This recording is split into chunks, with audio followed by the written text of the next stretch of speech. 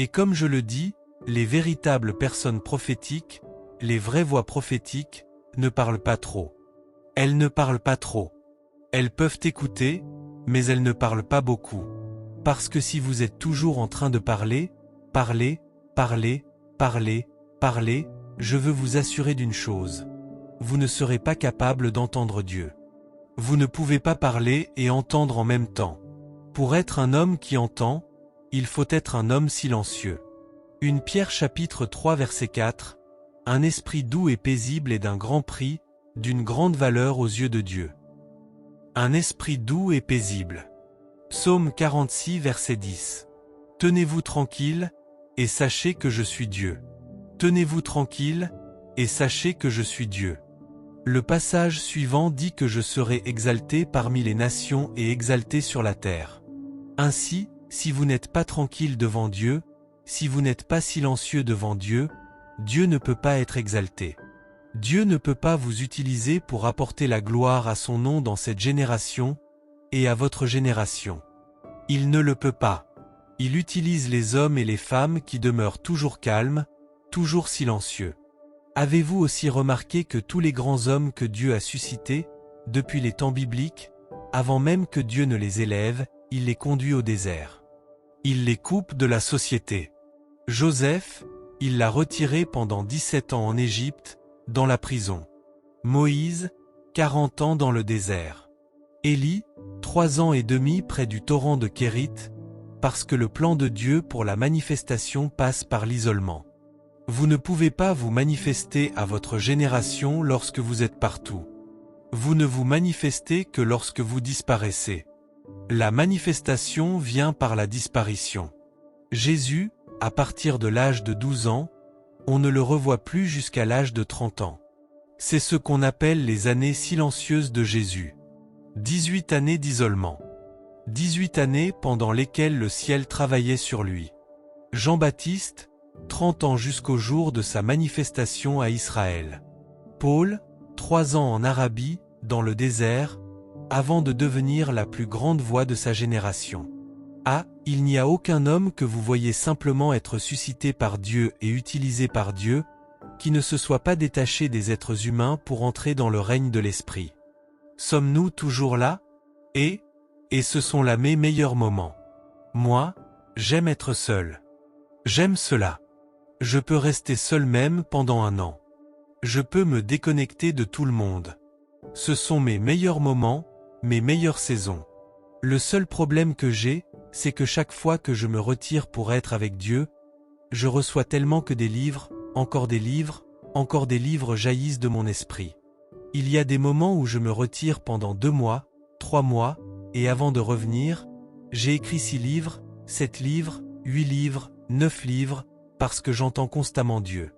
Monsieur, si vous n'avez pas entendu Dieu depuis 1 mois, 2 mois, c'est qu'il y a trop de bruit dans votre vie. Trop de bruit. Le Saint-Esprit parle, mais vous ne pouvez pas l'entendre.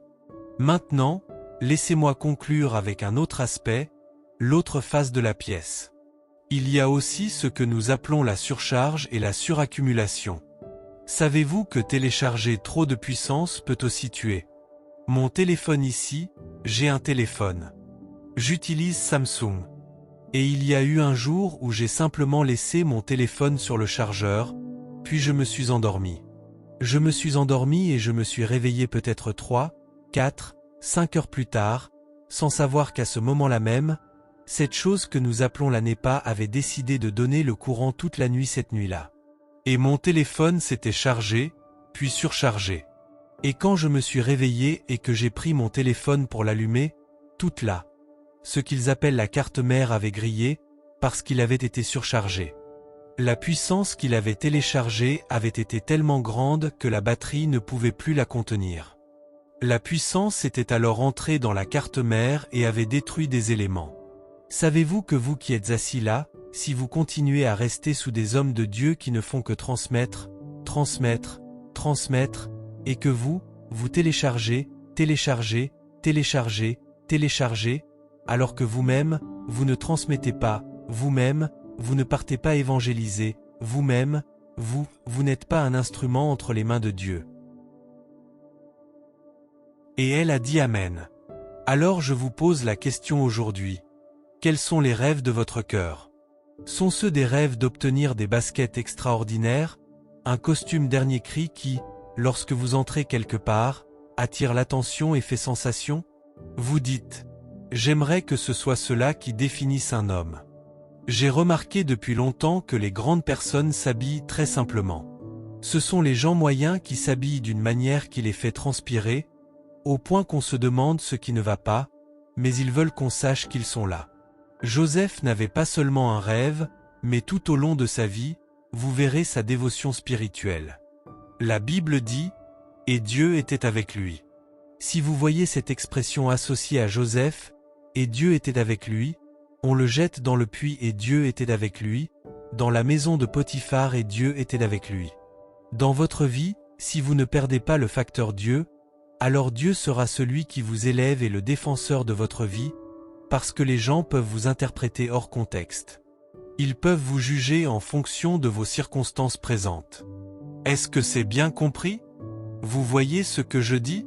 Quand j'étais à Port-Harcourt, je crois que c'était le week-end dernier, oui, j'étais à Port-Harcourt le week-end dernier. Et dès que nous sommes descendus de l'avion, la femme d'un gouverneur était dans un autre avion qui venait d'arriver. Elle m'a vu et nous avons commencé à parler, et elle a dit, « Révérend, ce jour avec vous. » J'ai dit, « Écoutez, nous sommes maintenant à Lekki. » Elle vit ici à Lekki avec son mari. Elle a dit, « Oh, puisque vous êtes à Lekki, je vous verrai régulièrement. Je viendrai régulièrement à l'Hommage et à B. » Elle a dit, « Pas seulement parce que je suis aussi ministre, en plus d'être impliquée en politique et tout cela. Pas seulement pour venir exercer un ministère, non, je veux venir pour être enseigné. J'ai manqué votre enseignement pendant longtemps. Mais le plus grand défi de l'Église aujourd'hui, c'est l'absence d'un enseignement approfondi. Tous nos cultes sont très émotionnels, excitants, pleins de cris, et vous vous sentez simplement bien. Mais vous êtes abattus dans votre esprit. Qui comprend ce que je viens de dire? Vous êtes abattus dans votre esprit. Amen. Discipline. Puis-je vous entendre dire discipline? Discipline dans l'usage du téléphone. Discipline dans les heures de sommeil. Certains d'entre vous dorment n'importe comment. Vous vous couchez à 2 heures du matin. À faire quoi? Quelque chose qui n'est pas profitable, quelque chose pour lequel personne ne vous paie. Quand le jour se lève, vous regardez des séries, de la saison 1 à la saison 7. Quelle manière d'investir votre temps. Ensuite, vous vous réveillez fatigué. On vous demande, « Frère, comment s'est passée la nuit ?» Vous dites, « Je n'ai pas bien dormi. » Comment pourriez-vous bien dormir? Quand tout ce que vous avez regardé, ce sont des sirènes qui volent et des hommes de sorcellerie qui font des incantations en traversant les murs, quand vous dormez, ils viennent et entrent dans votre âme. Ce sont vous qui êtes allés les chercher. Êtes-vous toujours là? Une femme m'a dit au Libéria, alors que j'enseignais dans notre ministère là-bas. C'était une session de formation avec des personnes de différentes églises. Et j'ai dit, combien d'entre vous feraient n'importe quoi pour 5 000 $? Je donnais un cours sur la valeur. Combien d'entre vous feraient n'importe quoi pour 5 000 $? Les mains n'étaient pas nombreuses, peut-être 1 ou 2 personnes. J'ai dit, écoutez, qui ferait n'importe quoi pour 20 000 $? Si vous êtes sûr de faire n'importe quoi, peu importe ce que c'est. Plus de mains se sont levées. J'ai dit, et pour 50 000 $? Vous feriez n'importe quoi, même si cela signifie tuer votre voisin ou coucher avec un chien. Encore plus de mains. Ce sont censés être des leaders. Alors je me suis dit, nous sommes en difficulté. Voilà les personnes que nous formons pour devenir des leaders. J'ai demandé, qui serait prêt? J'ai dit, en Italie, il existe des réseaux de cette perversion, et ils vous font coucher avec un chien et vous donnent 10 000 €. J'ai demandé, a-t-il quelqu'un ici qui, pour 10 000 €, serait prêt à coucher avec un chien? J'ai eu le plus grand choc de ma vie quand une femme a répondu. Oui. Elle a dit, ce n'est qu'une fois. Vous entendez la réponse? Ce n'est qu'une fois. J'aurai 10 000 €. J'accepte. C'était une femme mariée. J'ai dit, pouvez-vous dire à votre mari que c'est ce que vous voulez faire si vous allez en Italie? Elle a dit, monsieur, nous avons besoin d'argent. Si j'ai 10 000 euros, j'ouvrirai un supermarché, un magasin de variétés, j'ouvrirai ceci, j'ouvrirai cela. Alors, lorsque j'ai commencé à enseigner sur la valeur, elle s'est effondrée en larmes et a dit, je n'avais jamais compris. Ainsi, quand vous voyez des personnes prêtes à tout pour l'argent, c'est qu'elles n'ont jamais vu de valeur ou n'ont jamais compris ce qu'est la valeur. Tout ce qui les motive, c'est une désespérance pour l'argent. J'espère qu'il n'y a pas de telles personnes dans notre ville ici aussi. Elles feraient n'importe quoi pourquoi? Pour de l'argent, y compris tuer, y compris tuer.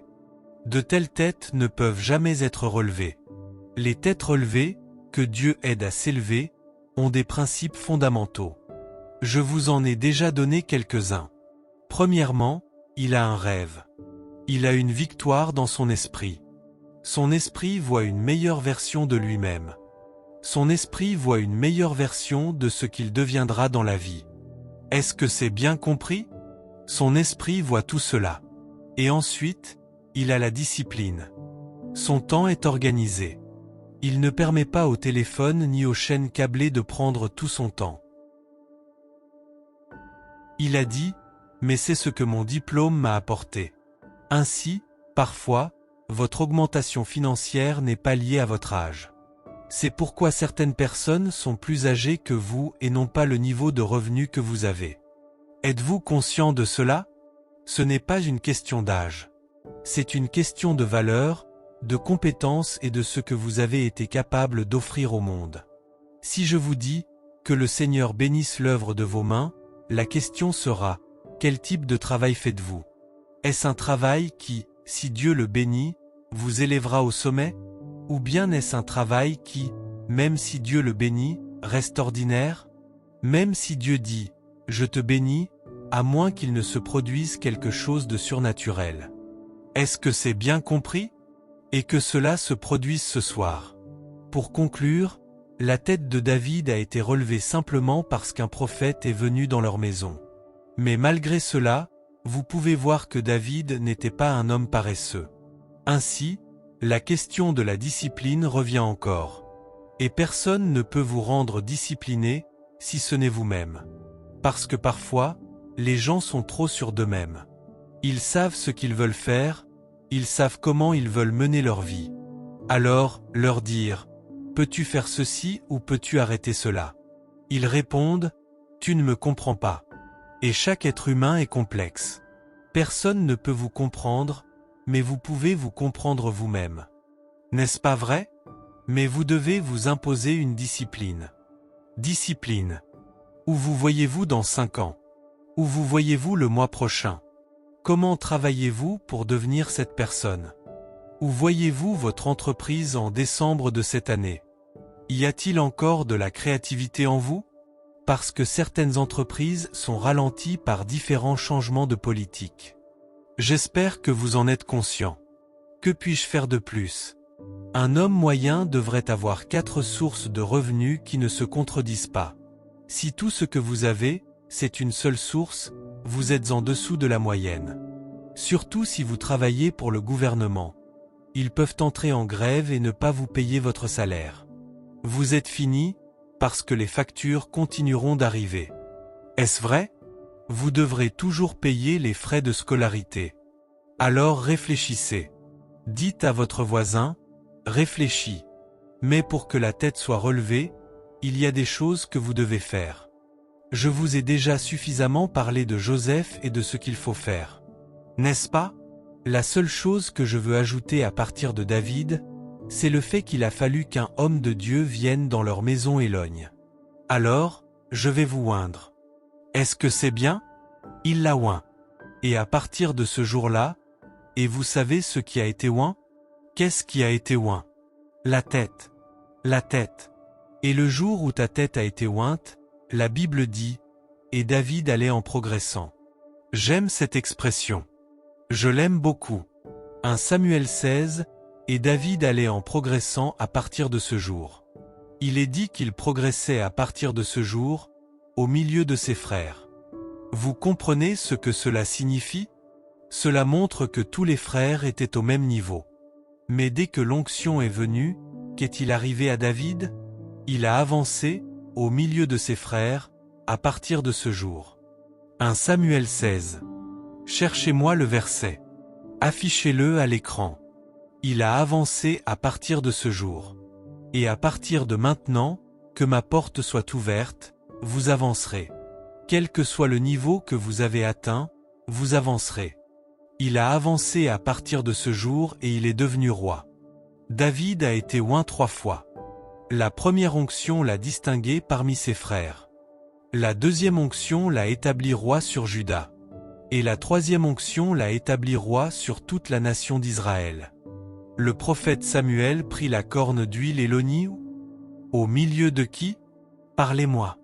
Ainsi, lorsque les gens organisent aujourd'hui des réunions spéciales de prière pour les premiers-nés, les derniers-nés ou les enfants du milieu, nous nous compliquons la vie. Que vous soyez premier-né, dernier-né ou enfant du milieu, dès que Dieu oint votre tête, cette tête ne cessera de s'élever. Vous m'avez entendu? Au milieu de ses frères. Et l'Esprit du Seigneur saisit David à partir de ce jour. Alors, que ce jour marque pour quelqu'un une élévation continue.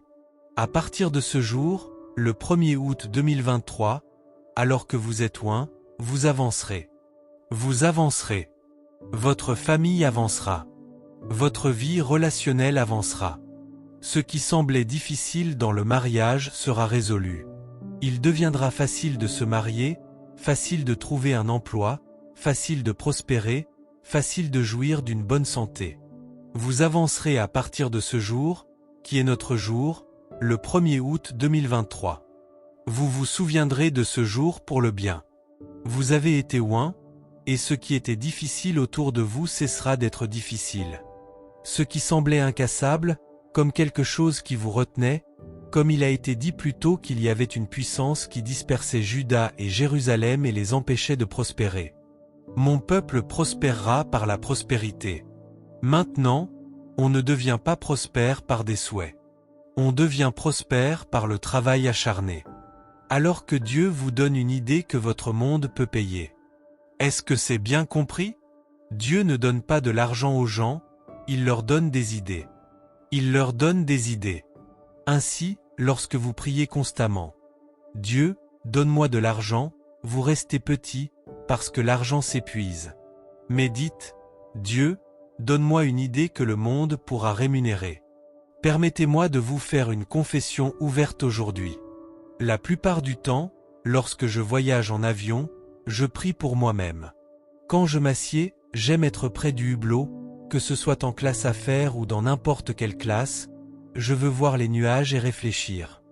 Et parfois, je regarde l'avion et je dis, Seigneur, tu as donné à quelqu'un l'idée de fabriquer cet avion, et nous payons, n'est-ce pas que nous payons? Nous payons cher pour entrer dans l'idée de quelqu'un. Un billet en classe affaires à 6 000 $ pour une seule personne, juste pour l'idée de quelqu'un. Je dis, Dieu, donne-moi quelque chose pour lequel les gens paieront chaque jour. Comprenez-vous ma prière? Ensuite, je regarde l'avion, j'observe certains détails. Comment cette personne a-t-elle pensé de cette manière, la forme de la queue de l'avion? Je disais, à qui appartenait cette idée? Et que si vous faites ceci de cette manière ou cela de cette autre manière, l'avion pourra décoller. C'était la pensée de quelqu'un. Cet homme n'était pas à la recherche d'argent, il poursuivait une idée dans son esprit.